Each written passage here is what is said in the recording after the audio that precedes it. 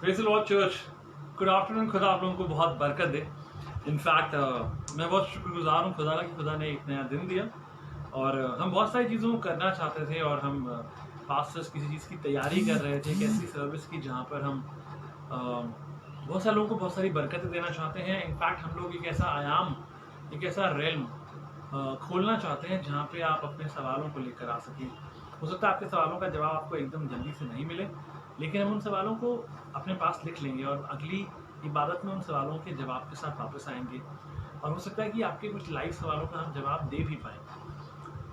इन meetings का title होगा refuel और हम लोग रिफ्यूल शुरू करेंगे, लेकिन रिफ्यूल को शुरू करने से पहले मुझको खुद को रिफ्यूल करना ज़रूरी था। इसलिए उन 3 हफ्ते गुजरे, 3 हफ्ते बहुत टाइट और हम आज एक ऐसी कहानी लेकर आए जो मेरे दिल के बहुत करीब है। इस कहानी का नाम हमने रखा है लेट गो, जाने दो। इनफैक्ट मैं गाना गाना चाहता था, लेकिन थैंक्स टू दी आंधी एंड तूफान हमारे गिटार की जो स्ट्रिंग्स हैं उस पर चम्मच के साथ वार हुआ और उस चम्मच के खतरनाक वार की वजह से वो जो स्ट्रिंग्स हैं वो अब अपनी जगह पे नहीं है। लेकिन दैट्स अ ब्यूटीफुल सॉन्ग और हम उस गीत में आगे चलेंगे, कोशिश करेंगे इनफैक्ट, और हम कलाम में आगे चलेंगे। और आज का जो टॉपिक है that means what is true faith all about. The title is let go. जो खास आयत है वो आपने सुनी होगी, शायद ध्यान भी दिया होगा, शायद नहीं ध्यान दी होगी। ये मिलेगा आपको याकूब की पत्री, उसका दूसरा बाप, उसकी 19वीं आयत। इसके बाद आप अपनी खुदा की मेज़ में हम लोग शामिल होंगे और हर संडे की तरह हमारे पास खुदा की मेज़ में हम सब लोग शिरकत करेंगे। और यानी कि आप किसी ब्रेड, रोटी, कुछ बिस्किट, किसी भी चीज़ का इंतज़ाम कर सकते हैं। रोटी की तरह हम उसको यूज़ करेंगे और कुछ पीने के लिए पानी, जूस, कुछ भी आपके पास है और उसका आप इंतज़ाम कर सकते हैं। तब तक हम इन गीत में आगे चलेंगे ताकि आप इंतज़ाम कर सकें। इस गीत का नाम भी है जाने दो और आज के कलाम का शीर्षक भी है जाने दो, जस्ट लेट गो। और जो कलाम है वो है जेम्स चैप्टर 2 उसकी 19th वर्स, याकूब उसका दूसरा बाप उसकी 19वीं आयत। You believe that there is one God, good, even the demons believe that and they shudder. मजे की चीज है, आप ईमान रखते हैं कि खुदा है, बहुत अच्छी बात है। ये शैतान की सारी कौम, कायनात, शैतानी सामर्थ भी विश्वास करती है कि खुदा है और थरथराती है और कांपती है। आइए गीत में आगे चलेंगे, उसके बाद हम कलाम में आगे चलेंगे, उस कहानी में आगे चलेंगे।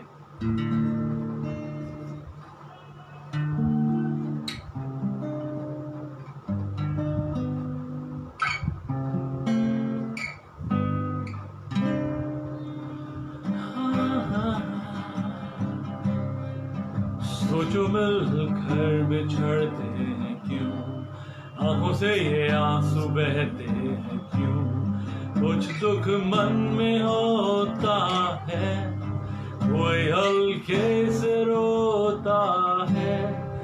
आओ तुमको मैं ये बताऊं, कोई जब दूर हमसे जाता, मुस्कुरा के हल्के से देखे दर्द दिल को जाता। ये नियम, ये जो रस्म है इन आँखों की, है दुआ मन की मेरे, बने जिंदगी उनकी। जाने दो, जाने दो, नहीं रोको, जाने दो, के याद ये पुरानी। जाने दो, जाने दो, नहीं रोको, जाने दो, इनको है दुनिया अब नहीं बसानी। अब है जो पल चार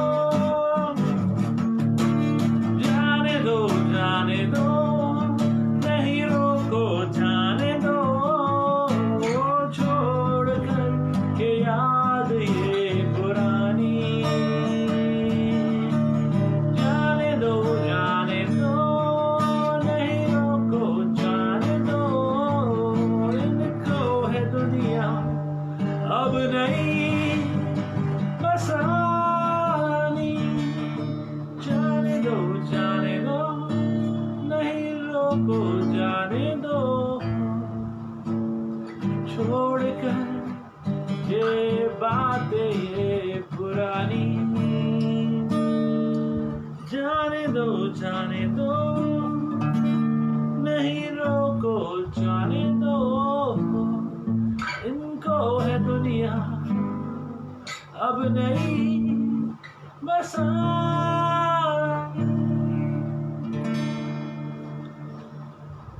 लॉर्ड खुदा आप लोगों को बहुत बरकत दे। और ये हमारे कलाम का टाइटल है। ये गीत हमने बहुत टाइम पहले लिखा था और आपने शायद पहली बार सुना होगा, बहुत सारे जवानों ने, उन तीरों ने बहुत बार सुना होगा। लेकिन अब आइए वक्त है हम खुदा की मेज में शामिल होंगे और कलाम कुछ इस तरह से बयान करता है, ये उसका बदन है और ये उसका लहू है। उसकी यादगारी में हम जब भी मिले हमें यही काम को अंजाम देना चाहिए। तो हम चाहते हैं अगर आपने अपने रोटी को और अपने प्याले को तैयार करा है तो आप प्लीज़ हमारे साथ शामिल हो सकते हैं और आप भी ये अपने पास हमारे यहाँ पे जो कलीसिया के लोग हैं आप उसमें रख सकते हैं। तो पहले रोटी खाएंगे और हम शुक्र करेंगे और फिर प्याले से पिएंगे। आइए हम लोग दुआ करें। थैंक खुदा यीशु मसीह, हम निहायत ही शुक्रगुजार हैं तेरे इस बदन और तेरे इस लहू के लिए। खुदा यीशु तूने हमारे लिए तोड़ा, हमारे लिए बहाया, ये बेशकीमती है खुदा। हम शुक्रगुजार हैं खुदाबंद, तेरा कयूम लहू आज भी हमको पाक और साफ करने की क्षमता रखता है खुदाबंद। ये हमारी सोच है खुदाबंद, इस काबिल नहीं है कि जो टुकड़े तेरी मेज पर से गिरते हैं वो चुने, लेकिन खुदाबंद तू ऐसा खुदा है जो अपनी कुदरत में हमारे साथ खुदा यीशु मसीह बना रहता है। अपनी मोहब्बत खुदा यीशु मसीह हम पे बनाए रखता है, अपनी दया, अपनी करुणा, अपना रहम हम पर, अपना रहम करम हम पर रखता है। हम शुक्रगुजार हैं और इसी एवज में चलते हम शुक्रगुजार हैं इस बात के लिए कि हम इस मेज़ में हिस्सेदार होने पा रहे हैं। हम इस रोटी को लेंगे खुदावन और तेरे इस बदन को हम खाएंगे और इस लहू से पिएंगे और चाहते हैं खुदावन ईमानदारी से करें ताकि इस नए मौसम में सोए नहीं। हर बात की तरह शुक्र करते हैं, इस लोगों को प्रभु यीशु मसीह तेरे सामर्थी नाम से मांगते हैं, सुने और ग्रहण करें, आमीन। आप उसे खा सकते हैं और पी सकते हैं।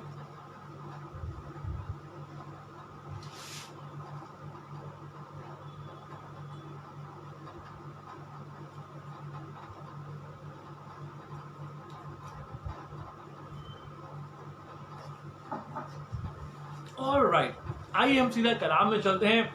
शुक्रगुजार हैं हम आपके कि आप हमारे साथ आज सुबह की इबादत में हैं, और अगर नहीं हैं तो हम चाहते हैं कि आप ज़रूर से समय निकालकर इसको सुनिएगा, लोगों के साथ बांटिएगा और जाने दो।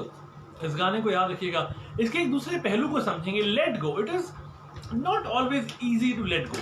इतना आसान नहीं होता जाने देना। ये कहानी है और ये काल्पनिक कहानी नहीं है। मैं बात करने जा रहा हूँ एक ऐसी लड़की की जिसको 12 साल की लड़की थी, उसका नाम निक्की था।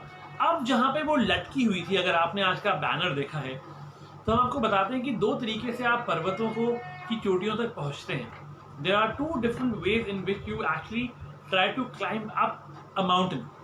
और जो तरीका होता है उसे एक को फ्री सोलोइंग कहते हैं और एक को बिलेइंग कहते हैं।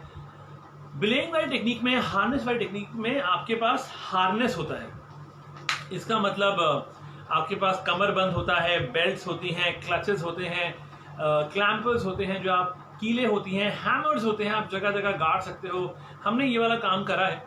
और लेकिन एक टेक्निक होती है जो इसकी बिल्कुल ऑपोजिट होती है। और आप अगर कभी गूगल पे सर्च करें, वीडियोस देखें यूट्यूब पे, तो ऐसे जीनियसेस हैं जो लोग बिना हार्डनेस के, बिना बिलेइंग के, बिना हैमर्स के, बिना क्लैंपर्स के, नेल्स के पर्वतों को नाप देते हैं और ऊंचे से ऊंचे पहाड़ चढ़ जाते हैं। उनके पास होता है सिर्फ चौक और बहुत मजबूत कोर, और उनका फैमिली पैक नहीं होता हमारी तरह। Actually they are very very strong in their core. उनके आर्म्स बहुत स्ट्रॉन्ग होते हैं, उनकी फिंगर्स, और जूते, यानी कि उनकी अपनी बॉडी बहुत फिट होती है। चौक और नए जूते, हाँ जी, क्योंकि ये वाला काम देने के बाद वो जूते जो होते हैं वो बेकार हो जाते हैं। तो हम उस एक ऐसी कहानी की बात कर रहे हैं जो काल्पनिक नहीं है। एक बच्ची थी, उसका नाम हमने बदल दिया, उसका नाम हमने निक्की रखा है। और निक्की 12 साल की थी और अभी जहां वो उस पहाड़ पे लटकी हुई थी, उसको पता था कि इस पहाड़ पे जहां पर मैं लटकी हुई हूँ यहाँ पर और कोई नहीं है। और वो फ्री सोलोइंग कर रही थी। इसको फ्री सोलोइंग कहा जाता है, जब आप किसी भी चीज़ की मदद नहीं लेते और सिर्फ हार्नेस पहनकर, क्लैंपर्स पहनकर, कीलों के बिना, सिर्फ चौक और जूते के साथ पहाड़ों को नापने की कोशिश करते हैं, पहाड़ों को हराने की कोशिश करते हैं, चढ़ते हैं। ये बच्ची अलग थी। आज ये जहाँ पे लटकी हुई थी इसको पता था अगले कुछ मिनटों में ये गिरकर खत्म हो जाएगी। उसके पैर हवा में आ चुके थे और ये जो फ्री सोलिंग के जो एक्सपर्ट्स होते हैं इनके पैरों के लिए बोला जाता है कि इनके पैर चुंबक की तरह चिपक जाते हैं, क्योंकि नए पेयर ऑफ शूज होते हैं और जो दरारें होती हैं उसमें अपने पैरों को फंसा लेते हैं। उसके पैर थकने की वजह से छूट गए थे और हाथ छूटने वाले थे, और वहां पे ना तो उसका परिवार था और ना उसके भाई बहन थे। क्योंकि परिवार की बात आई है इसकी कहानी में, ये परिवार था ही कुछ ऐसा। ये एक्सपर्ट्स थे रॉक क्लाइंबिंग के, माउंटेन क्लाइंबिंग के, ऊंची ऊंची जगहों पे चढ़ा करते थे, ऊंची ऊंची जगहों पे बिना फ्री सोलोइंग करके चढ़ा करते थे। जिनके पापा थे वो एक्सपर्ट माउंटेन क्लाइंबर थे, लेकिन उन्होंने फ्री सोलोइंग कभी नहीं की थी। उनको फ्री सोलोइंग करने के लिए उनका जो कोर था वो स्ट्रांग नहीं था और उनको जरूरत पड़ती थी हार्नेस की। उन्होंने जितनी बार फ्री सोलोइंग ट्राई करी वो हर बार गिरे, तो उन्होंने फ्री सोलोइंग ट्राई नहीं करी। उनको समझ में आया कि फ्री सोलोइंग ट्राई करके हैं तो अपनी जान से हाथ धोवा बैठेंगे। लेकिन ये तीनों बच्चे, निक्की, उसके भाई और बहन, ये तीनों के तीनों इतने जबरदस्त थे कि जहां भी जाते थे Guinness book of world record बना के आते थे। ये जहां भी जाते थे वहां पर ऊंची जगहों पे जो नेट से वॉल्स बनती हैं या जो टेम्पररी आर्टिफिशियल गुड़गांव में वॉल्स बनती हैं, ऐसी बहुत सारी जगहों पे ऐसी वॉल्स बनाई जाती हैं। अगर आप माउंटेन क्लाइंबिंग करना चाहते हैं तो पहले आपको वहां जाके वो कुछ 50-60 फुट की दीवार पे चढ़ के देखना चाहिए। हमने भी इस काम को एक बार अंजाम दिया था and it is not easy, और वो सेकंड्स में खत्म हो जाता है। जो वर्ल्ड रिकॉर्ड है कुछ 60 फीट की दीवार को पार करने का, वो सेकंड्स है। आप इमेजिन कर सकते हैं सेकंड्स में 60 फीट की दीवार, 3 मंजिला इमारत शायद, उससे भी ज्यादा। और हमने वो करा, और उसके बाद जब हमने वो करा तो एक्चुअली हार्नेस के साथ भी फीलिंग बहुत अच्छी नहीं होती अगर आप गिरो। जब हमने ये वाला काम को अंजाम दिया, जब कुछ जवान बच्चे हमारे साथ गए इस एडवेंचर कैंप के लिए, और जब हम ऊपर चढ़े तो हम हार्नेस के साथ ऊपर चढ़े, लेकिन अब हमको छलांग मारनी थी वहां से नीचे। और उस छलांग के बाद हमारे पास जो नीचे जो लड़के थे वहां पे, जो हमको रोकने वाले थे, जो प्रोफेशनल्स थे, उसे वो बिलेइंग कर रहे थे। बिलेइंग होता है कि आप कूदोगे, वो पेड़ के तने से उस रस्सी को बांध के जिससे आप लटके हुए हो, अपने वजन से और एक और बंदे के साथ की मदद से आपको रोकेंगे ताकि आप नीचे ना गिर जाओ। तो मैंने कहा बॉस रोक लेना, 60 फुट से छलांग मारेंगे नीचे, और अगर नहीं रोका तो हमारे घुटने सब टूट जाएंगे। और हम मजाक कर रहे थे, लेकिन हमको पता था कि हम सेफ हैंड्स में हैं, दे वर प्रोफेशनल्स, और हमने इस काम को अंजाम दिया। मैं आपको बता रहा हूँ 60 फुट से आप बात कर रहे हो, 60 फुट से गिरने की फ्री फॉल कुछ सेकंड का ही बहुत होता है। और यहाँ पे निक्की जो थी वो पहाड़ों पर लटकी हुई थी और उसे पता था कि यहाँ से गिरकर सिर्फ मरना ही है। निक्की को हमेशा समझाया गया था कि बेटा अकेले जबरदस्ती मत चढ़ा करो, अकेले मत जाया करो, भाई बहन के साथ जाया करो, और किसी नई पर्वत को अगर तुम नापने जा रहे हो या खत्म करने जा रहे हो, चढ़ने जा रहे हो, तो प्लीज हार्नेस पहन के ट्राई करो। एक बार समझ में आ जाएगा, निशान लगा लोगे तो फ्री सोलोइंग कर लेना। आप समझ रहे हैं, मैं कहानी आपको समझाना चाह रहा हूँ।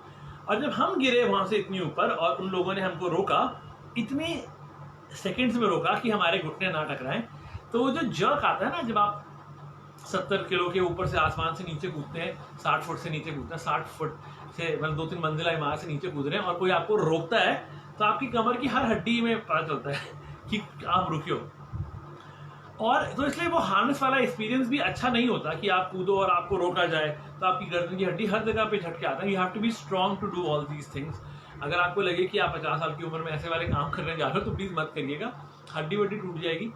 और हमने ये पहले किया था, आज से कुछ साल पहले, और मुझे समझ में आ रहा है कि लड़की की जो कहानी मैं आपको बता रहा हूँ ये आसान बात नहीं थी। मैं आपको इसलिए अपनी कहानी बताऊँ ताकि आपको ये ना लगे कि मैं आपके साथ काल्पनिक या फिक्शनल बातें कर रहा हूँ। मैं आपको एक्चुअली रिलेटेड बता रहा हूँ कि कितना मुश्किल होता है।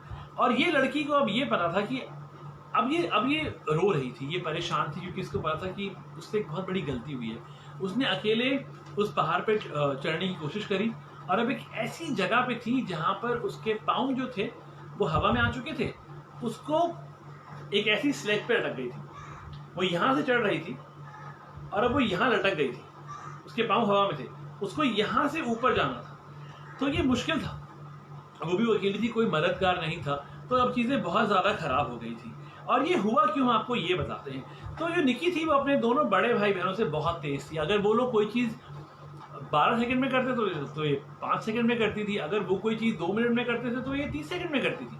तो उनमें वो होड़बाजी लगी हुई थी। अक्सर हम होड़बाजी लगाते हैं ना आपस में, भाई तुमने कैसे करा, तुमने ये वाला गीत गाया, हम इससे अच्छा गा सकते हैं। अच्छा अच्छा अच्छा, आपके पास इतने लाइक और शेयर नहीं आए, ऐसा करते हैं हमारे पास इतने लाइक और शेयर नहीं आए, है ना। और आपके पासवान आपसे कहते हैं जस्ट लेट इट गो, जाने दो, इट इज नॉट वर्थ। मुझे ये बात समझ में आती है कि जब आपके पासवानों ने कभी लाइक और शेयर की परवाह नहीं करी। Have you ever seen me go crazy about liking and sharing? आपकी वर्चुअल परिवार आपके साथ खड़ा नहीं हो सकता। सो फॉरगेट अबाउट दैट, जिंदगियों को छू लीजिए। कोरोना ने वैसी छुअन को बाहर निकाल दिया है। The silliest thing that you and me can do is to actually break things just for the purpose of getting some more likes and shares on Facebook. ये वर्चुअल फैमिली से कुछ होता नहीं है। दोस्त वही होता है जो आपको बोले बॉस। दोस्तों की लैंग्वेज में बॉस तो होता नहीं, कुछ और ही होता है, वो हम बोलेंगे नहीं अभी, लेकिन वो बोले बॉस तो रुक जा मैं आता हूँ, साथ कूदेंगे। लेकिन यहाँ पे निकी के पास साथ में कूदने के लिए, संभालने के लिए कोई नहीं था, ना उसके भाई बहन, ना कोई। ये हुआ कैसे, अब आगे चलो। और ये हुआ ऐसे कि पापा निकी ने, पापा इसके पापा ने और इसके तीनों भाई बहन ने अभी एक कंपटीशन में पार्ट लिया जिसमें निकी फिर जीत गई। और जहां से वो जीती वहां पर ये बिना हार्नेस के चढ़ गई और वहां पे पुलिस पकड़ के ले गई। और पुलिस ने बोला कि ये कैसा बच्चा है, बिना हार्नेस से चढ़ गया। वो जीत गई, लेकिन एक्चुअली पुलिस वालों को नहीं पता था कि ये कंपटीशन का पार्ट भी नहीं थी। ये तो कंपटीशन वालों को पता था कि सर उसके जीतने का फायदा नहीं है, she is not part of the competition, it is not right to actually climb this height, this much height without a harness. आप समझ रहे, तो वो ऐसे काम करती है, उसे किसी चीज से कोई फर्क नहीं पड़ता था, चाहे वो ग्रेनाइट की वॉल हो, चाहे उसमें कट्स हो या ना हो, चाहे हाथ रखने की जगह हो या। She was gifted, she was gifted. I hope you are reading between the lines. और यहां पे यही गड़बड़ हुई। अब वो जिस नए पहाड़ पे जाना चाहते थे, पापा ने बोला चलो कैंपिंग के लिए चलते हैं। पापा, उसके सारे भाई बहन, उनका रिश्ता सही करने के लिए पापा ने बोला चलो बेटा कैंपिंग पे चलते हैं, कैंपिंग में स्टे करेंगे और तुम्हारे लोगों का आपस में ठीक हो जाएगा, let's go and spend some time, barbecue करेंगे, गिटार बजाएंगे। और ये निकल पड़े। इन्होंने जिस कैंप के पास वहां पे लगाया, ये बच्चे घूमने के लिए गए। पापा ने बोला यहाँ पे आसपास एक पहाड़ है जिसको हम शाम को नापेंगे, हम शाम को चलेंगे, लेकिन कोई भी फ्री सोलोइंग नहीं कर रहा है। Nobody is doing it without a harness। आप समझ रहे हैं, कहानी में मेरे साथ बने रहिए। पापा ने बोला कि हम शाम को करेंगे, मैं थक गया हूं, मैं दोपहर में आराम कर रहा हूं। दोपहर में नहीं करेंगे, तुम जाकर देख आओ, चढ़ना मत, चढ़ना मत। और पापा ने, इन लोगों ने खाना वाना खाया, लंच करा और पापा ने थोड़ी देर के लिए नैप लेने के लिए आराम कर दिया। और बच्चे, तीनों बच्चे गायब हो गए। जब उस पहाड़ की चोटी के पास गए, आपको पता है कई बार पहाड़ आपको बुलाते हैं, वो लोग जो थोड़े क्रेजी होते हैं। Every genius has a touch of madness, every genius has a touch of madness. और ये तीन बच्चे जीनियस थे, तो अपनी मैडनेस के चलते उन्होंने पहाड़ पर चढ़ना, जी सुनाई दे रहा है, उन्होंने पहाड़ पर चढ़ना शुरू कर दिया। पापा ने कहा था मत, देख लेना, चढ़ना नहीं। खुदा ने कहा था मूसा से कि जो बाड़े पार करेंगे उनको नहीं मार, लेकिन जो पर्वत पे को छू देंगे उनको मार देना। पापा ने कहा था बॉस देख के आ जाना, चढ़ना मत, पर्वत को छूना मत, गड़बड़ हो जाएगी, वापस आ जाना, हार्नेस के साथ करेंगे, न्यू पहाड़ है, न्यू चढ़ाई है, पहले समझ लेते हैं। लेकिन ये बच्चे जोश जोश में चढ़ेगी, थोड़ा सा करेंगे, थोड़ा सा करेंगे, थोड़ा सा करेंगे, थोड़ा करते करते वो 20, 30, 40, 50 फुट ऊपर आ गए। और जो क्योंकि निकी ने देखा नहीं था, तो जो उसके भाई और बहन थे वो जल्दी से भाग के चढ़ गए, क्योंकि उनको पता था अगर निकी पहले चढ़ेगी तो पार कर जाएगी और फिर उनको शर्मिंदगी का महसूस होगी कि वो हर बार उनको हरा रही। सबसे छोटी थी लेकिन सबसे तेज थी। और वो दोनों भाई बहन चढ़ गए, उसे गुस्सा आ गया, इसने बोला ये तो गलत बात है। अब ये उनको ऊपर देख रही थी, इसने बोला ठीक है मैं भी चढ़ जाती हूँ। उनको किसी चीज़ की जरूरत नहीं थी क्योंकि वो फ्री सोलोइंग कर रहे थे और वो चढ़ गए। वो एक के पीछे चढ़ गए और दोनों साथ साथ थे, दोनों ऊपर गए। वो ज़्यादा स्ट्रांग थे, ऑब्वियसली बड़े थे हेल्थ में और उम्र में भी बड़े थे उससे, अपनी छोटी बहन से। वो 12 साल की थी, वो लोग 20-21 साल के थे। जैसे ऊपर चढ़े, उसके बाद एक ऐसी जगह आई जहाँ पे ऊपर चढ़ने के बाद जो पहाड़ था वो मुड़ रहा था। ऊपर चढ़ने के बाद वो पहाड़ घूम के मुड़ रहा था और उसके बाद उसको वापस ऊपर जाना था। वो दोनों बड़े भाई बहन तो वहाँ से ऊपर चले गए। आप जानते हैं कितना ऊंचा पहाड़ था? वो पहाड़ था कुछ 180 फुट। 40 फुट के बाद वो चढ़ते चले गए और कुछ 100 फुट के बाद, 100 फीट की बात कर रहा हूँ, सुन रहे हैं? 100 फुट की चढ़ने के बाद एक लेज की तरह एक हिस्सा बाहर आ गया। दोनों भाई, बड़े भाई बहन गायब हो चुके थे। पापा टेंट में सो रहे थे। इन लोगों के पास हार्नेस नहीं था और अगले 10 फुट जो निक्की को पार करने थे वो उस लेज को पार करना था। और यहां पर निक्की को लगा कि गड़बड़ हो गई, क्योंकि उसके हाथों की ताकत अब जाने लगी थी। जिस कहानी को हमने शुरू में शुरू किया था, बताया था कि एक लड़की उस पहाड़ से लटकी हुई है और गिरने वाली है, कुछ मिनटों की देरी है, उसके पांव हवा में आ चुके थे। वो मुड़कर अपने पैरों को ऊपर रखना चाहती थी अपने हाथों के बल, लेकिन ऐसा हो नहीं पाया।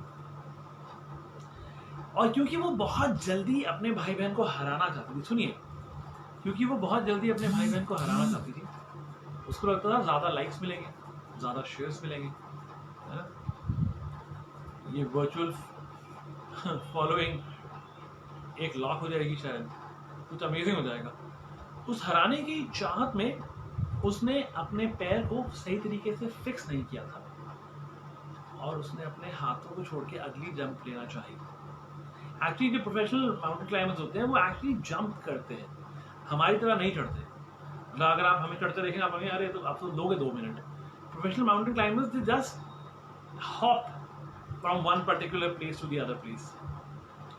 और उसने जल्दबाजी में more likes, more shares, more followers के चक्कर में एक ऐसी जंप ली जहां पे उसकी ग्रिप जो थी वो वीक हो गई और पाँव वापस उस जगह पे जा नहीं पाया। और क्योंकि आप कम से कम 100 फीट चढ़ चुके थे तो कोर स्ट्रेंथ डेफिनेटली कम हो जाती है, मसल्स पंप होना शुरू हो जाते हैं, लैक्टिक एसिड एक्यूमुलेट हो जाता है। और अब उसके हाथ छूटने की देर थी, क्योंकि अब वो दोबारा तो पाँव अपने टिका ही नहीं पा रही थी। और अब वो रोने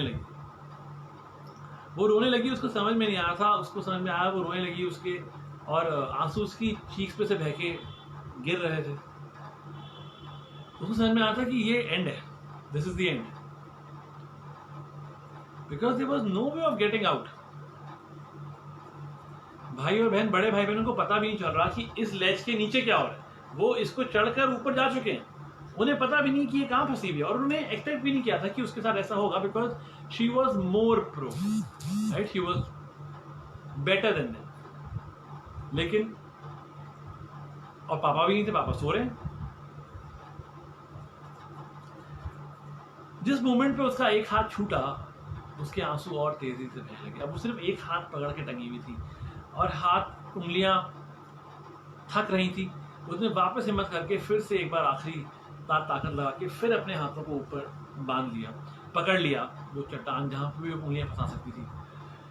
अब 10 फीट नीचे उसे वो देखने की कोशिश कर रही थी, लेकिन कुछ दिख नहीं रहा था, बिकॉज वो उल्टी लटकी हुई थी, देखना मुश्किल था। और उसको था कि अगर अभी जल्दबाजी करी तो पक्का गिर जाऊंगी, क्योंकि अभी मैं ऑलरेडी टाइम खो चुका हूं।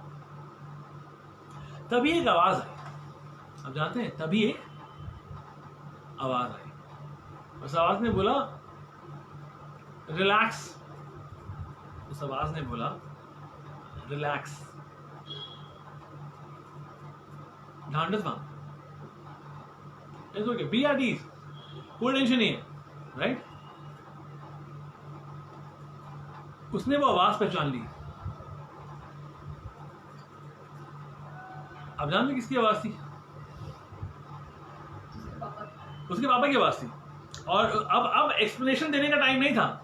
उसने बोला कि पापा, अब daddy I can't hold on, it is not possible, I am not able to hold on. उन्होंने बोला it is okay, you are doing just fine, कि तुम बिल्कुल सही कर रहे हो, just stay there for another few seconds.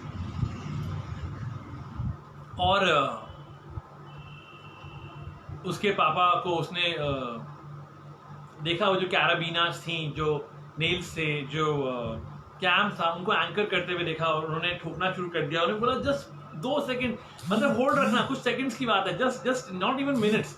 मैं जल्दी से लगा रहा हूँ, बस पकड़ के रखना। वो कह रहे पकड़ के रखना, डोंट, जस्ट बी देयर। और यहाँ पे निकी के साथ जब आप ऐसे वक्त पे होते हैं, जब ऐसे माहौल में होते हैं, तो एक इमोशनल कोस्टर, एक रोलर कोस्टर इमोशनल राइड होती है। इमोशंस ऊपर नीचे जा रहे होते हैं, समझ में नहीं आता। वो कुछ एक्सप्लेन करना चाहती, लेकिन एक्सप्लेनेशन का टाइम नहीं था।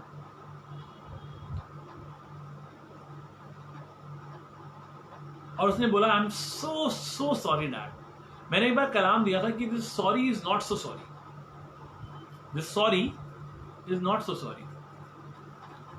बिकॉज आपको सॉरी बोलना नहीं चाहिए जब आप जेन्युइनली सॉरी फील नहीं करते हो,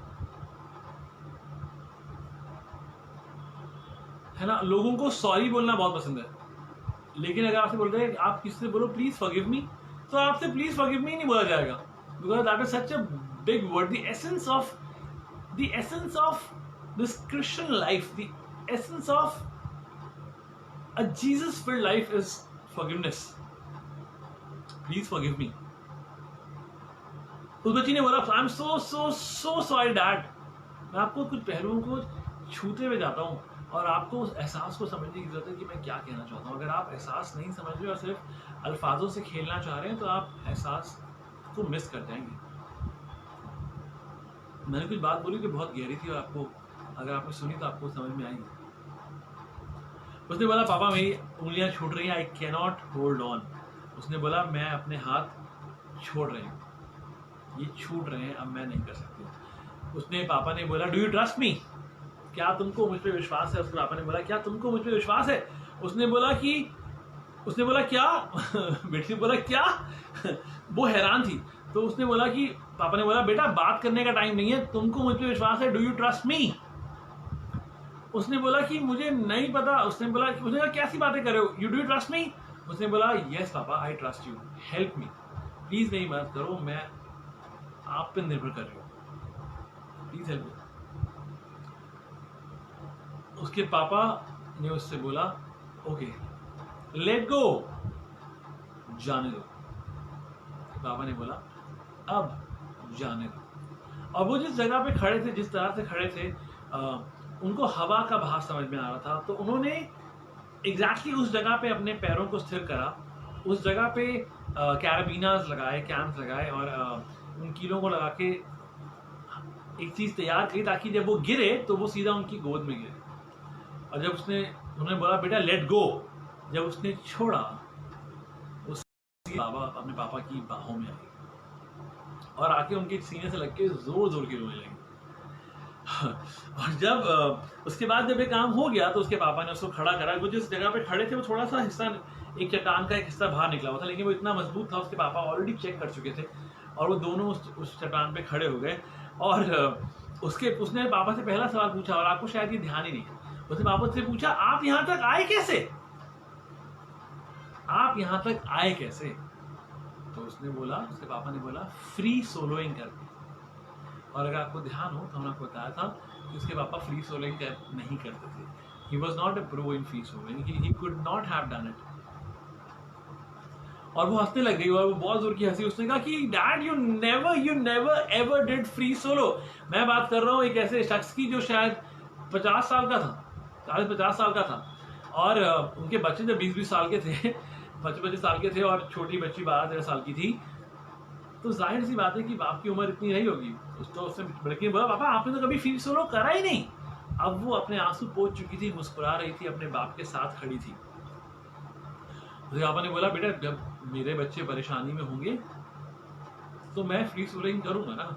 मुझे पता था तुम ड्रामा करोगे, मुझे पक्का पता था तुम तीनों ये ब्लंडर करोगे, तुम नहीं मानोगे, तुम बाड़े पार करोगे, but I was ready for that. बस मुझे ये पता था कि मैं खुद हार्नेस यूज करके जाऊंगा तो नीचे कोई नहीं रहेगा, इसलिए मुझे फ्री सोलिंग करके आना पड़ा ताकि मैं तुम्हारे लिए हार्नेस ला सकूं। और अब हम लोग जा रहे हैं तुम्हारे भाई और बहन को लेने के लिए ऊपर, और अब हम लोग फ्री सोलिंग नहीं करेंगे, हम लोग हार्नेस बांधेंगे, हम लोग कैराबिनास के साथ अपने कमरबंद बांध कर इसके आगे का सफर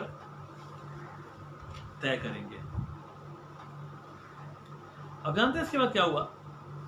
1 घंटे के बाद वो चारों कैंप साइट पर थे, आग के सामने बैठकर कुछ खा रहे थे और गिटार बजा रहे थे। इसके बाद निकी ने फ्री सोलोइंग करना छोड़ दिया। इसके बाद उसने कभी फ्री सोलोइंग नहीं करी। अब जानते निकी के लेट्स हैव अ ट्रांजिशन। अब कुछ बदलाव करके एक जगह पे चलते हैं, कलाम में आते हैं। निकी के पापा ने एक सवाल पूछा, बेटा डू यू ट्रस्ट मी? उसने बोला yes I trust you, help me. And that is what gave her father the opportunity to prove her trust. A response that would actually in turn save his daughter. He simply said, just let it go. Just let it go. Let go. मैं आपको समझाना चाहता हूं आज। आप कुछ भी कर ले, कुछ भी उखाड़ लीजिए, no matter what you do, आप चीजों को सही नहीं कर सकते। रोमियो 3 में लिखा है कि हम सब ने गलतियां करी हैं और हम सब उसकी महिमा से रहित हैं। We all have sinned and we all need a savior. हमें एक उद्धारकर्ता की जरूरत है। And that was so uniquely about Jesus. This is an amazing thing about Jesus. See, you and me cannot earn righteousness. See, it is not about karma. Just let go. Sometimes you need to admit the fact. एक genuine sorry मेरे को genuine sorry सुने जिंदगी बीत गई। पिछले शायद 36-37 सालों में मैंने जेन्युइन सॉरी नहीं सुना।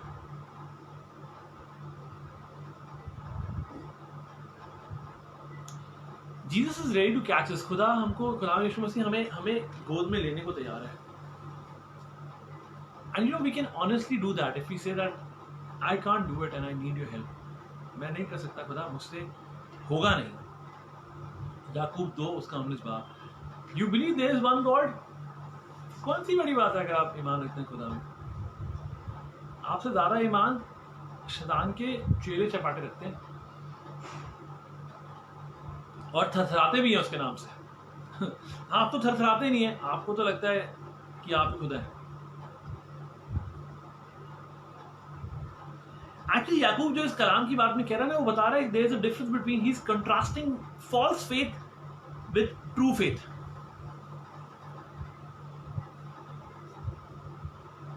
सी एक बचाने वाला ईमान इमोशनल ईमान से, इंटेलेक्चुअल ईमान से बहुत बड़ा होता है।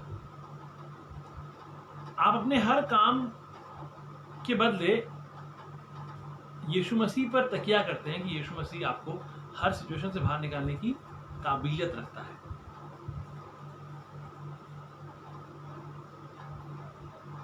सी इंटेलेक्चुअल, मैं आपको फेथ के बारे में बताना चाहता हूं। देखिए इंटेलेक्चुअल फेथ कैसा होता है। इंटेलेक्चुअल फेथ होता है जो कहता है oh I believe there is a God, खुदा है, ओ मेरे को उसके बारे में बहुत सारा पता है। मैं इंटेलेक्चुअल फेथ की बात के बारे में कर रहा हूं। मतलब ऐसा फेथ जो आप दिमाग से जिस ईमान पे आप फॉलो करते हैं।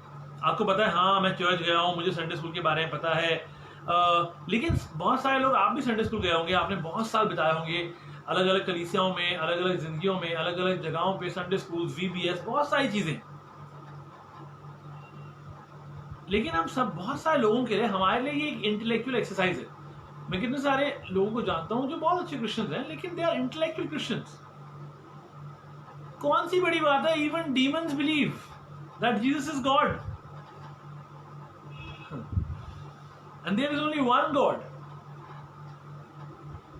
The second variety of faith is emotional faith. इसका मतलब not only do demons believe that God exists, but they also are emotional about it. मतलब शैतान सिर्फ जाने चेले चपाटे सिर्फ जानते नहीं खुदा है भैया, उनको पूरा मतलब वो पूरे भावों से भरे हुए हैं। उनके पास एक भावनात्मक फीलिंग है, एक इच्छा है उसके बारे में। हाँ, दे ट्रेम्बल। उनके पास एक चीज को व्यक्त करने के लिए दे ट्रेम्बल। देखिए हमारे पास बहुत सारे इमोशनल एक्सपीरियंस हो सकते हैं, हमारे पास बहुत सारी बातें हो सकती हैं कि you might get sad when you think that someone has passed away. हमने गुजरे दिनों में बहुत सारे अजीजों को खोया और देखा और जाना, और हम खुदा से बात करते हैं तो हम इमोशनल हो जाते हैं उनसे जब हम बात करते हैं। लेकिन जब आपके आंसू सूख जाते हैं, then you don't get enough sleep, तब क्या होता है, then you say to God, then you say to Jesus कि आप अपने हाथों में ले लीजिए, हमारे बस का नहीं। लेकिन अगर आपको लगता है कि आप अपने आंसू सूखने के बाद और चीजें होने के बाद आपको लगता है आप बदतमीजी पे उतरेंगे, आप चीजों को और खराब करके दिखाएंगे, तो फिर कर लीजिए, कोई प्रॉब्लम नहीं है। I think it is up to you. But sometimes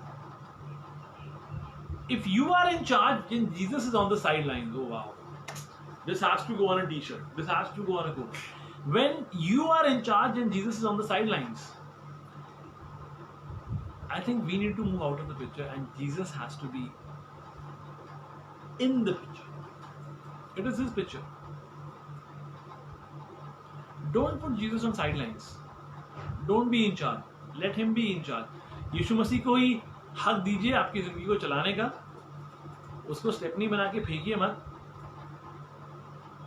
समझिए चीजों को, सुनिए। हम बहुत सारी चीजें करना चाहते हैं और इसीलिए जो सच्चा ईमान होता है ना, जो सच्चा विश्वास होता है, वो इन चीजों से बहुत बढ़ जाता है। और actually a true saving faith goes beyond the intellectual and the emotional faith. Verse 20 में लिखा है, do you have want evidence that faith without deeds is useless. वाह। और यहाँ पे यही बात है याकूब की इस पत्री में, अगर आप आगे 20वीं आयत पढ़ेंगे तो यहाँ पे लिखा है कि उसके बाद वो उनको याद दिलाता है कि जो यहूदी हिस्ट्री थी, जो यहूदी इतिहास था, उसमें अब्राहम की कहानी, राहाब की कहानी, जहाँ पे उन लोगों ने, उन हीरोज ने, उन हीरोइंस ने किस तरह से काम किया। दे acted, that was true life saving faith.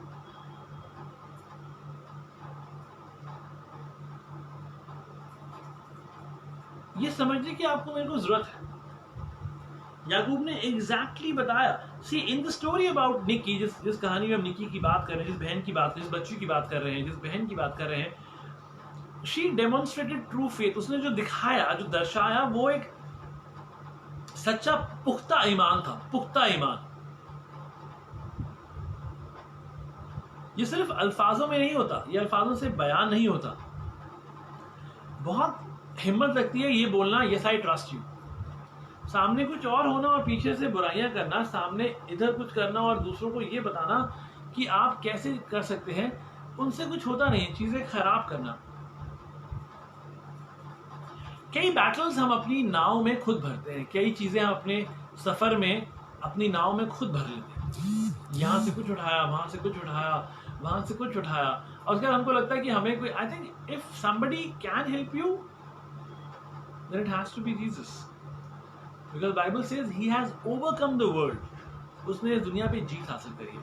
But आपको लगता है कि आप अपने आप कर पाएंगे, तो प्लीज गो अहेड। खुदा आपको आपकी सोच में दराज करे, आपकी उम्र में दराज करे। Jesus wants us to totally trust on him and just let go, जाने दो। खुदा कहता है जस्ट जाने दो। अगर तुम मुझसे तकिया करते हो, मुझ में अपना ईमान रखते हो पुख्ता तौर से, तो जाने दो। निकी का फ्री सोलोइंग का लेसन एकदम परफेक्ट एग्जांपल है। शी डिसोबेड हर फादर, अपनी बात नहीं मानी उसने अपने माँ बाप की, बात नहीं मानी उसने अपने भाई बहनों की, और वो मर जाती। वो डेफिनेटली मर जाती अगर वो बाप कोशिश करके ऊपर नहीं गया। जब उसको पता चल गया कि मेरे सारे तौर तरीके गलत हैं, तो उसने बाप से तकिया किया।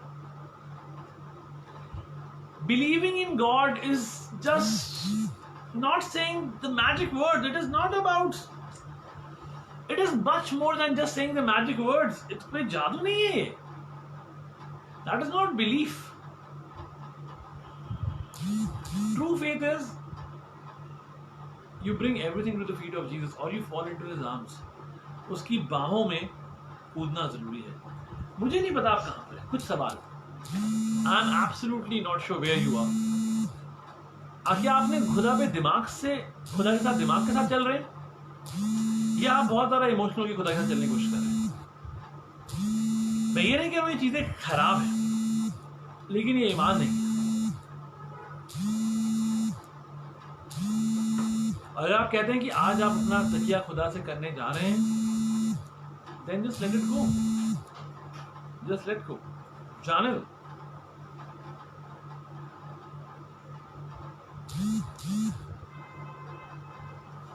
कुछ सवाल, आपको क्या लगता है कि आपके पास बेस्ट मेमोरीज अपने परिवार के साथ कौन सी है? सबसे ऐसी कुछ यादें जो आपके परिवार की यादें जो सबसे खूबसूरत हैं।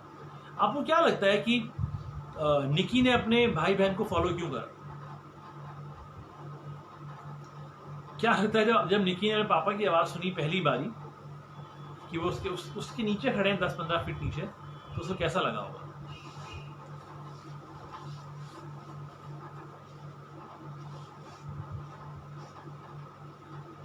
आइए दुआ करें। हमारे पास कुछ दुआओं की दरखास्त है जो हमें करने की ज़रूरत है। हमें वंशिका के लिए दुआ करनी है, उसकी तबीयत बहुत ज़्यादा ख़राब है। हम कलाम के लिए दुआ करेंगे, सिस्टर राखी के लिए दुआ करेंगे, वो फैमिली वे में है। सिस्टर पूनम के लिए दुआ करेंगे, उनकी तबीयत ख़राब है, दर्द है उनके जिस्म में। पास्टर तरुण घोष के लिए दुआ करेंगे कि खुदा उनको पूर्ण चंगाई दे। वो अभी कोरोना से वापस आए हैं और अभी एक और प्रॉब्लम से गुजर रहे हैं और अभी उनको रिसेंटली हार्ट अटैक हुआ, उनकी एंजियोप्लास्टी भी हो गई। और आप ज़रूर से उस परिवार के लोगों से बात कर सकते हैं, उनको अपनी दुआ में उठाए रखें, उनसे बात करें। पास्टर क्लेमेंट पॉल के लिए दुआ करेंगे। अगर आपने उनकी गवाही नहीं सुनी सुबह 9 बजे तो आप प्लीज़ सुन सकते हैं। It was a beautiful testimony. उन्हें बताया कैसे उनके साथ खुदा ने बड़े काम करे, कैसे वो कोरोना में गए, उससे बाहर आए। बहुत ही खूबसूरत गवाही है, तो आप ज़रूर समय निकाल के पढ़ सकते हैं। और हम दुआ करेंगे पास्टर एजो डेविड की मेम साहब, सिस्टर दादी रेजिना डेविड दादी के लिए, उनके कानों के लिए, कि वो खुदा की आवाज़ को आराम से सुन पाएँ और उनके कानों की जो मेडिकल कंडीशन है, इनफैक्ट पास्टर देव की कानों की जो मेडिकल कंडीशन है, वो इन लोगों को खुदा के कलाम से कभी, खुदा की मोहब्बत से कभी दूर ना रख सके। आइए दुआ करें। थैंक यू जी। खुदा मसीह बहुत सारे शुक्रगुजार हैं इन सब दुआओं के लिए, जिनके नाम हमने पढ़े हैं। तो इनकी ज़रूरतों को जानता है। हम नाम ब नाम सबको तेरे हाथों में सौंपते हैं। हम चाहते हैं खुदावन उनकी ज़रूरतें, खुदा मसीह जो उनकी ज़रूरत है, तू बेहतर जानता है खुदा। किसको जिस्म में क्या कमी है खुदा मसीह, किसके दिल में क्या कमी है खुदा, किसके शरीर में क्या कमी है खुदा। तूने बनाया खुदा, तेरी माटी है, तूने सींचा है, तुझको वापस देते हैं खुदावन।